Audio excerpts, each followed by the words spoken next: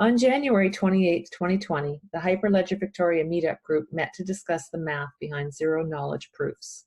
Attendees were not daunted by the concept, which was presented at a high school math level. The session was recorded as best we could. Please note that the audio for the first 1 minute 16 seconds or so is a little sketchy. It gets better.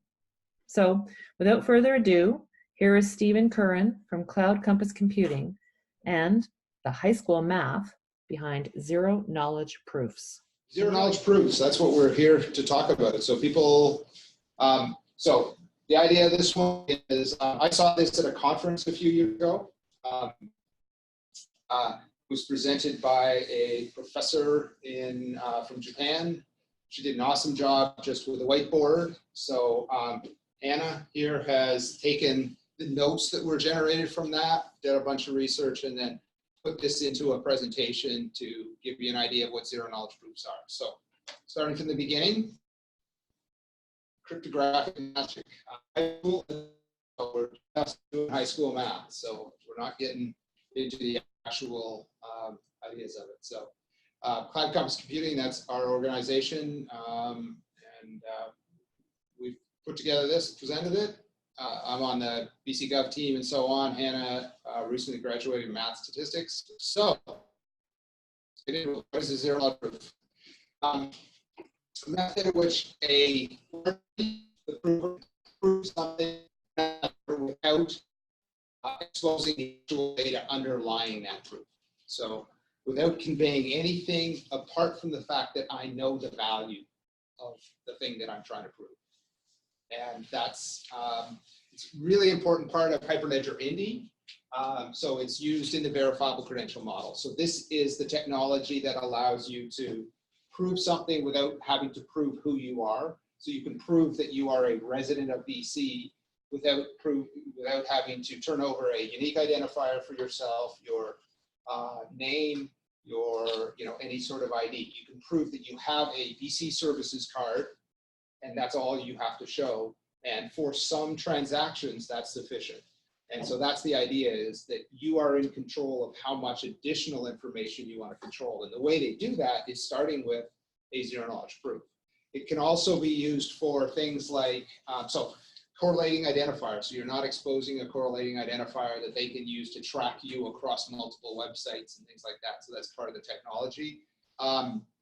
Selective disclosure is enabled through zero-knowledge proof, so that when you have a verifiable credential, and something we talked about in the last session a lot, was when you have a verifiable credential, when you have and show it on paper, you show the whole thing.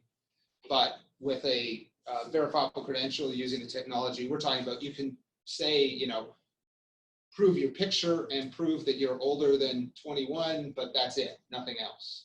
And so again, those types of selective disclosure, you only disclose certain things, and you can prove predicates, prove greater than, less than values and things like that. So all of those, underlying all of that is verifiable credentials. So privacy and so on is what we're aiming for. So components, they incorporate an element of randomness to it. So we're going to show how randomness comes into play of what you're proving. They're actually not deterministic, so you're not actually proving exactly the value or exactly proof. You're showing probabilistically that it's very, very, very, with a lot of zeros, likely that you know the value. And we'll show you how that happens. And then there's multiple forms of them, and we're going to get into that. Interactive forms we're going to start with, and then non-interactive forms of zero-knowledge proofs. So what's an example of that? Where's Waldo? I assume everyone's done that.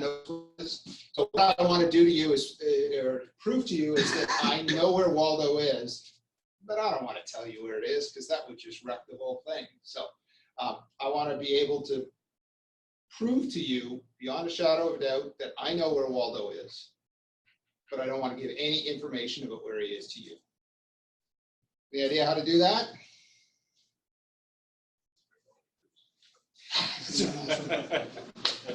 No math involved in this, sure. You take a very large piece of paper You put a little hole in the center of it. It's much larger than the Waldo book you have. And you position the book such that Waldo is in the picture. But the person has no idea where Waldo is because they can't see where the book is relative to the back. So you've proven where Waldo is, but you haven't told the person exactly where Waldo is. Zero knowledge proof. Does that make sense? Okay, so we got the first one done. So essence is trivial to prove that one possesses knowledge of a certain information by simply revealing it. If I just tell you what the value is, I just show you where Waldo is. That's easy. Then you know I know it. The hard part is doing it without revealing any information. So that's the tricky part of zero knowledge proofs. Two people involved, two entities involved, a prover and a verifier. So the prover knows some piece of information X, some secret, and that person wants to prove to the verifier they know it without revealing it. The verifier does not know what X is, and they want the verifier to prove it, but without revealing what that is. Okay, X can be anything. It is, once we get into the math, you will see that you wind up having to encode X into some integer value. So it does become a number that you're proving in the end. You're not actually proving arbitrary, pictures of yourself. You're proving an encoded version that's converted into an integer. Could be a magic phrase. One great one is a password. So an example of, with password hacks, if they have your password in a database and a company gets hacked, your password is exposed. That's happened thousands and thousands of times. One way to prevent that is they store a derivation of your password, and they don't even know what your password is. All they do is they use a zero knowledge proof to show that the person who's coming in knows the value. So the value of the password never actually leaves your own system. It actually is only conveyed through a zero knowledge proof. So that's another example. Yeah, it's similar to FIDO2. I don't know, but I would suspect so. Yeah, that's a good question. Yeah, FIDO2. I need to look at that because I think you brought it up last time. Okay, so 3 requirements of a zero knowledge proof: completeness. If the statement is true, the honest verifier will be convinced by an honest prover. So completeness of it. Soundness: if the statement is false, no cheating prover can convince the honest verifier that it's true, except with some small probability. So this comes back to, this isn't, proof is kind of a strong word for this because it's actually a probabilistic thing. You're actually proving to a very, very high degree that you know the value.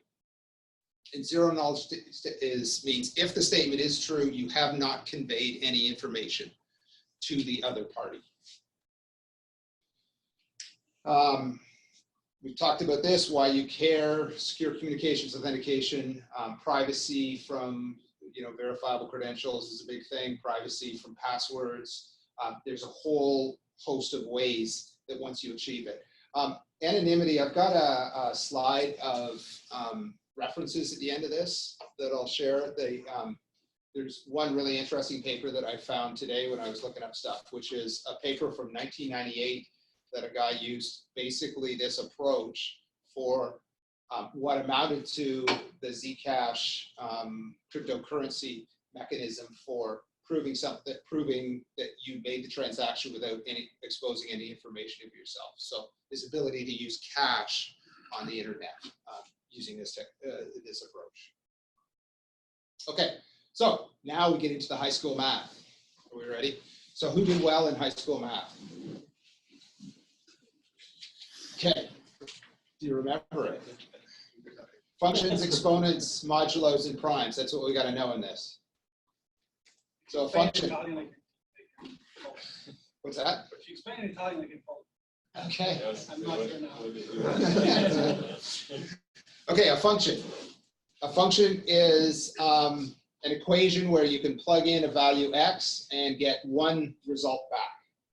So not multiple results, just a single one. So f of x equals x plus 2. So if I plug in 1, I get, thank you, the Italian guy gets that. Haven't got into switch languages yet. Put in 2, I get 4, and so on.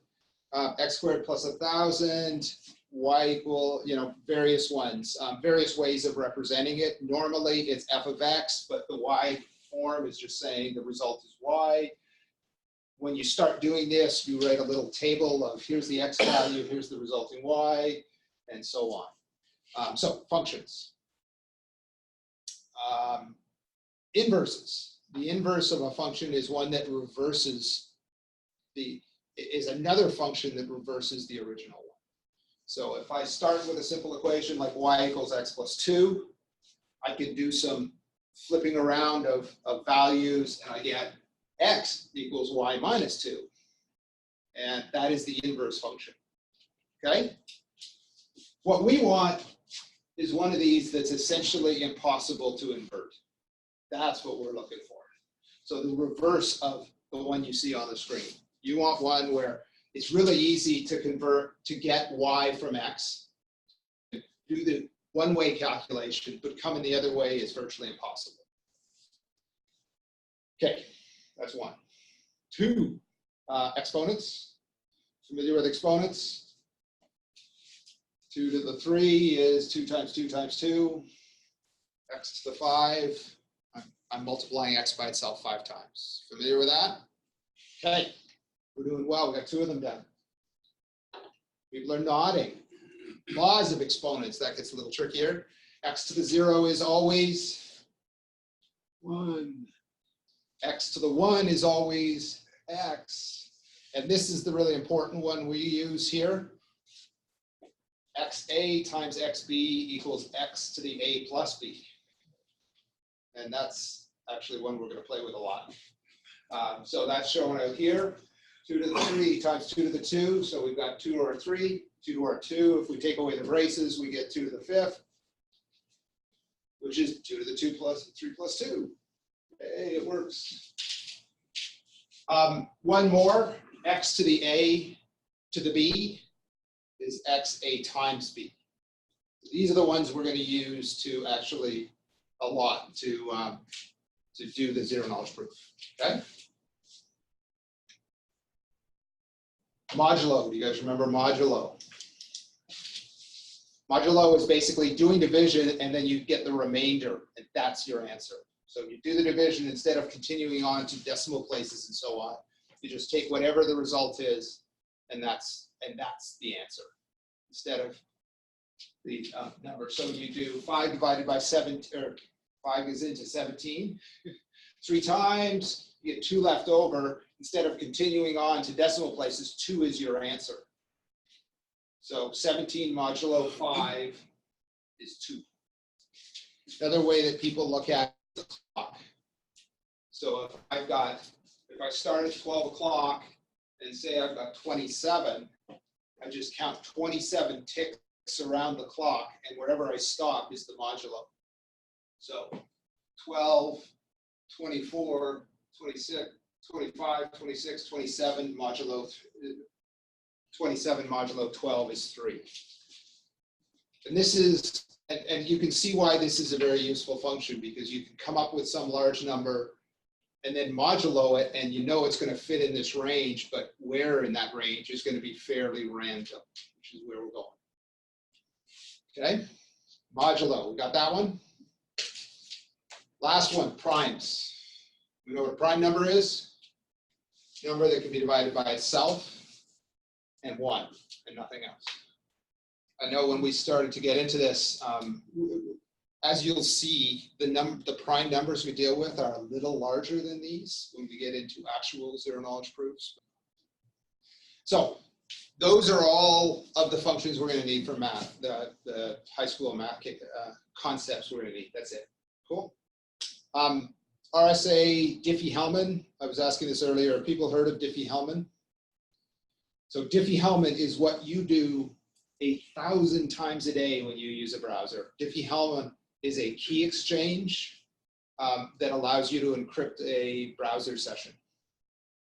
And what you're doing is a Diffie-Hellman key exchange, and you're using the exact same techniques we're going to go over here, and those same math primitives that are in there are all involved in that. So Diffie-Hellman is literally when you connect to a website, it uses the certificate and the values on the certificate and comes up with a way for you to have a encryption algorithm between you and the server that nobody else could know. So it's fairly strong use. Nobody has broken Diffie-Hellman yet, so that's good. We'll talk a little bit about hashing in a bit. I don't know how many have heard of hashing, but we'll show an example of that too. Okay, so before we get into the math, we're going to do a second example, but unlike Waldo, Alibaba's cave is actually a simulation of the math that we're going to show in a moment. Okay, so Alibaba's cave. We have a cave, it's got a magic door. That's why it's Alibaba's cave. We've got Bob the verifier, and we've got Alice the prover. Alice knows the secret code for the magic door inside, and she wants to prove to Bob that she knows that code. So how are they going to do that? What's going to happen is Alice the prover is going to go into the cave. I'll move that up. She goes into the cave while Bob waits outside, and then Alice randomly picks one of the ways into the tunnel, either A or B. Okay, so Alice commits to one or the other randomly. So there she is. She picked the A side this time. Bob doesn't know which side. Bob's outside the cave, can't see which way Alice went. Bob says, randomly, come out one side or the other of the cave. So Bob says, come out the B side. Alice, if she doesn't know the code and went in the A side, would obviously not be able to come out the B side. So right away on this first shot, if Alice didn't know the code, Bob would know right away. I got her. She doesn't know the code. But if Bob uses the code, she can come out the B side. Now, does that prove to Bob that she knows the code? Not at all. But 50-50 chance, right? She picked one way to go in, and Bob picked the way you come out. And if she picked the same one, she's good. She picked the wrong one, man, tough right there. But it doesn't really prove that she knows the secret code. How do we fix that? We repeat the process until they're comfortable. Bob keeps going outside, Alice keeps randomly picking one, Bob comes in, randomly picks where to come out, and Alice repeats it over and over until he's done enough time that he's convinced. So this is where I come back to this probability. We're not actually proving that Alice knows it, but we're doing it enough so that it's highly probable she knows it, given how many times she's got it correct. Okay?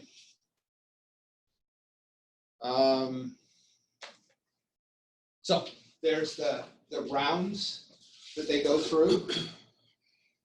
As long as the first two happen, whether she knows the code or not, as long as they both choose the right thing as they go through, she could get away with it for a while, but eventually law of probability comes up. She's not going to get it right every time, assuming she's randomly committing to where she's going, and he's randomly asking her to come out. We all good? We agree that would prove that she would know the code. All right. Completeness. If she honestly knows it, Bob will eventually be convinced she knows it with a high probabilistic chance through repetition. Soundness. If she does not know the code, highly unlikely through the repetition of it so many times that she'll be able to convince Bob. And zero knowledge, Bob does not know what the code is. Alice has not revealed to him what the code is. She just keeps going to the cave and coming out the right side and proving it. Cool? All right, now with math. So we actually are going to take this and we're going to get into an algorithm. So an algorithm does this. What we wanted when we talked about the functions was a function that was easy to calculate, but the inverse is almost impossible to determine. And that's where we get to this function right here. So g to the x mod p. G is a constant chosen by somebody, by that both know. So both of them know g. X is the secret. And remember I said, no matter what the value is, you need to encode it into an integer. And then you're going to do modulo p, where p is another number that everyone knows, a constant, but that is a prime number. So it has to be a prime number. And so again, you're going to use this mod function so that as g to the x gets, x is 50, g to the x is a very large number, but then you're going to modulo prime it, so it's always going to be in the range of 1 to p. Cool? We're still nodding. We're getting it. I'm going to digress into hashes. Hashes use the same algorithm. Are people familiar with hashes? I'll just show this little demo. I love this demo. Have you guys ever seen this demo? So if you've ever wondered how Bitcoin blockchain works, like how you make a chain and blockchain, this demo is outstanding. So it's really good. But a hash is basically a way to take some data, and it uses that same algorithm. Is the core of it is that same algorithm. And you take a number or a string of data, and it has this lovely property that I can say hello, and that's the hash of hello. That's a SHA-256 hash of hello. And your chances of getting from that back to hello, very, very small. Again, probabilistically, effectively 0. And that's what cryptographers worry about, is how many years would it take you with current technology to get there. And if you brute forced it, it would take you several million years, I think it's something like that now. What's that? It's only 4. Yeah. Yeah. If you don't know what those 5 letters are, that string is not going to get it. So if you take a look at this string, you guys probably can't see it well, but if I make a little change, like put an exclamation off, this thing entirely changes. So one of the aspects of this is that the distribution of this is extraordinarily different from the distribution of what you're trying to hash. So that's a strength of the algorithm that makes it useful. Is it doesn't change one bit in it, and it doesn't change the hash value by one little the last number. It changes the whole thing. It just totally changes it entirely. So that's the type of the characteristic of the equation we're looking for, and that's why cryptographers have discovered this one, and it becomes so useful. So g to the x mod p, a public and known value that's a constant is g. The prime is public and known.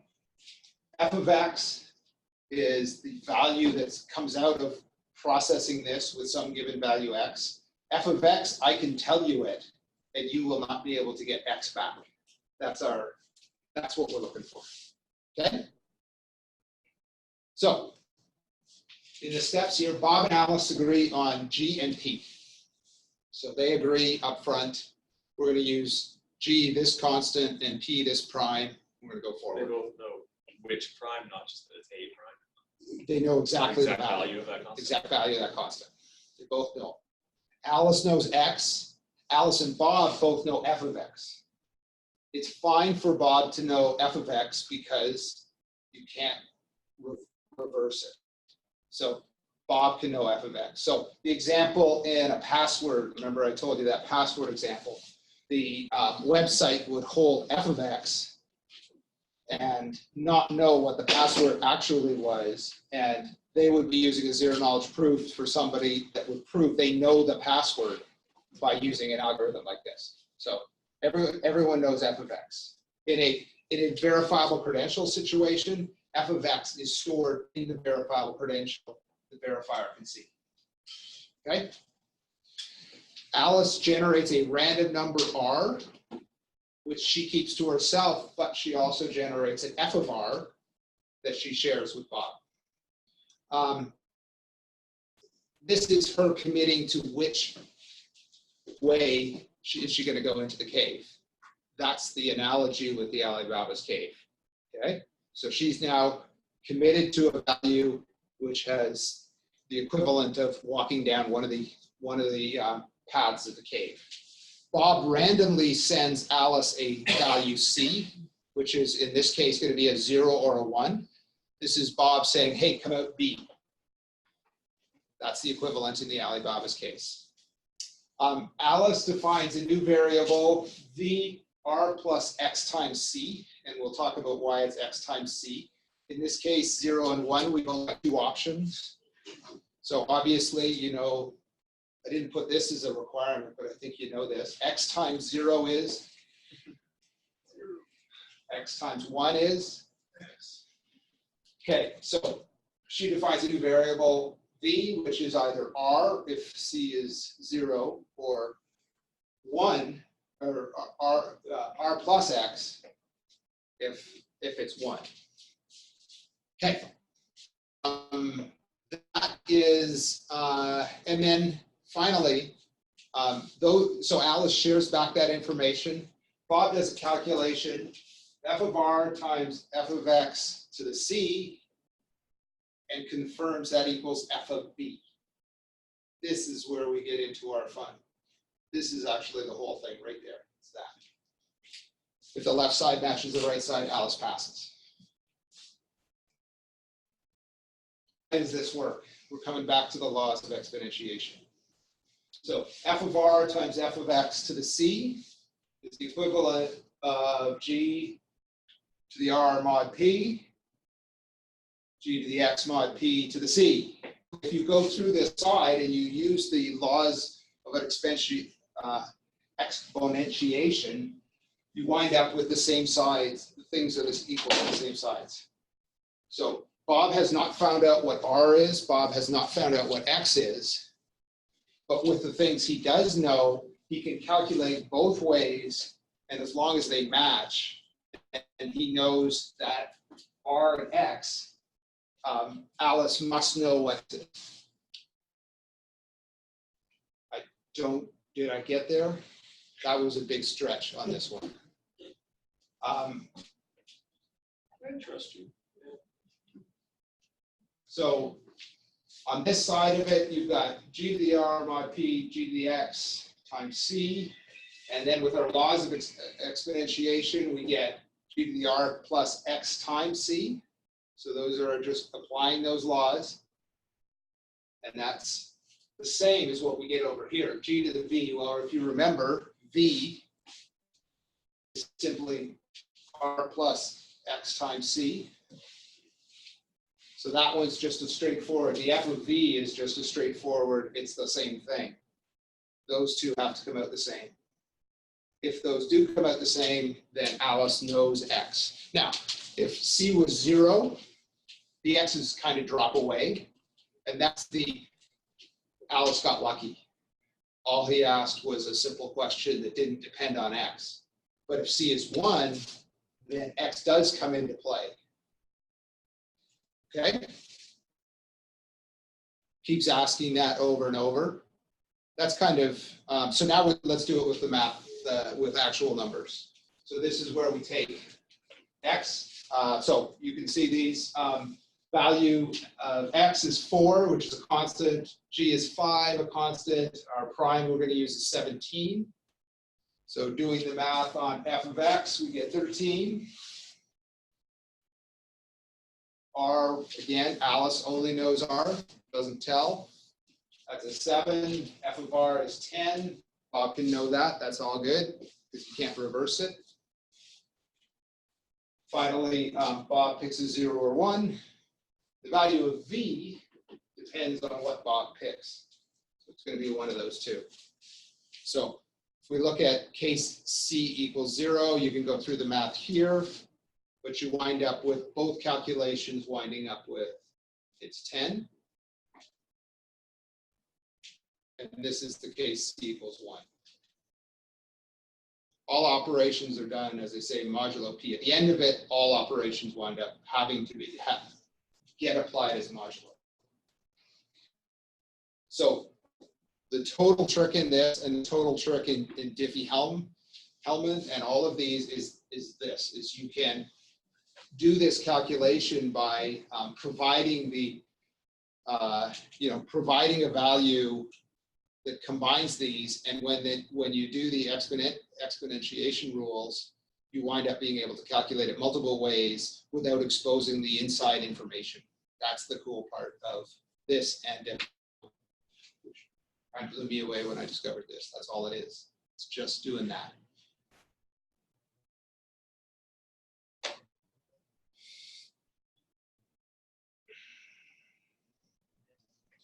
$20 times through, you've got 1 in a million chance that she's got it right, that she knows X. So fairly quickly, but you've still got 20 interactions back and forth, and every time you've got sort of 3 things going on. Alice is saying, here's what my f of r is. Got to pick a new random number every time. Bob's got to say whether it's come out the left side or the right side. So Bob's got to pick his C. So they're doing lots of interaction to do this 20 times. So how do you get rid of that? You actually, instead of choosing C being 0 or 1, you choose it to be in the range of 0 to p minus 1. So it's in the range of the prime number. And what that allows is you're basically adding many more paths in the tunnel and telling them to come out the right way. Does anyone know what that is? I know. That's a dishwasher. Ah, there we go. It's done. Anyone need a dish?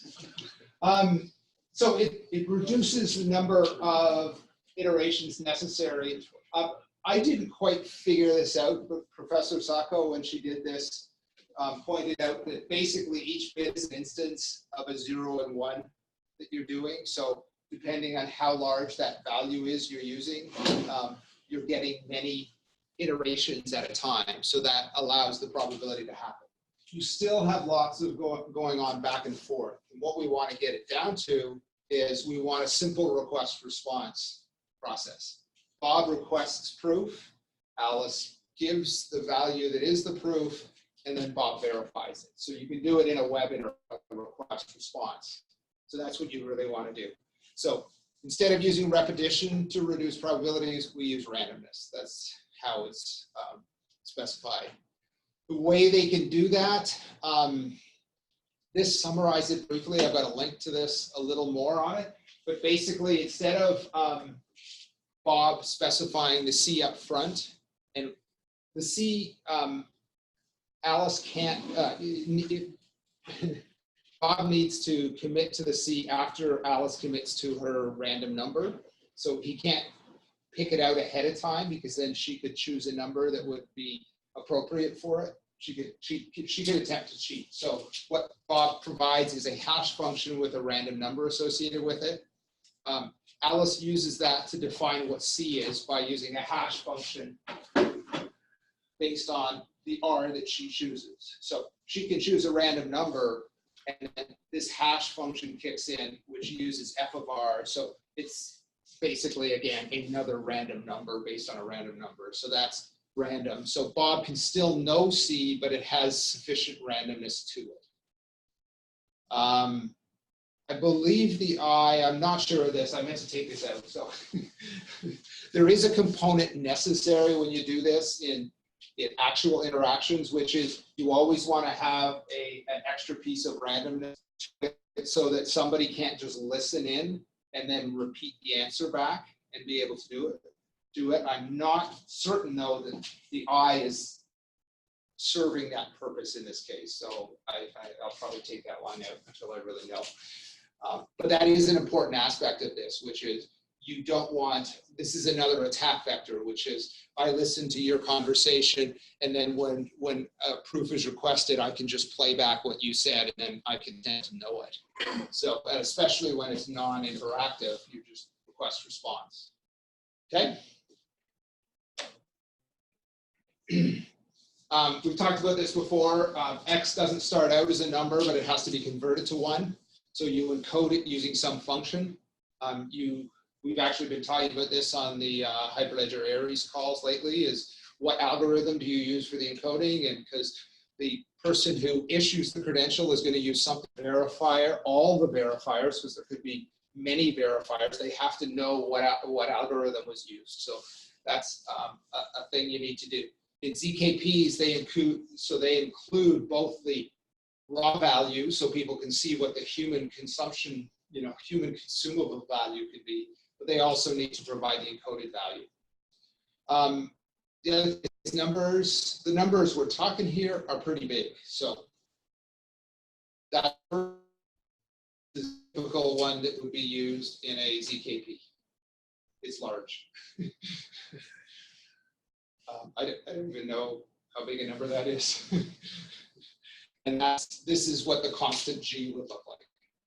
So again, when you're using Diffie-Hellman in your browser and they're exchanging this, again, Diffie-Hellman does the exact same thing with a single request response. So you share the two values and then calculate an encryption key to use for one another. That's how it's done, and these are the size of the values you're looking at. This is basically what cryptographers are looking at. The math is correct at the lower levels, and you can calculate it. But if it's 17 is the prime number you're using, you can do brute force to figure out what it is. But how the value came about, and you can invert it. If you're using a number for P, and you're using a number for G, so remember, G to the whatever modulo this gets you the reason why the way we want them to, which is appears to be an extremely random number out of even a slight change to that.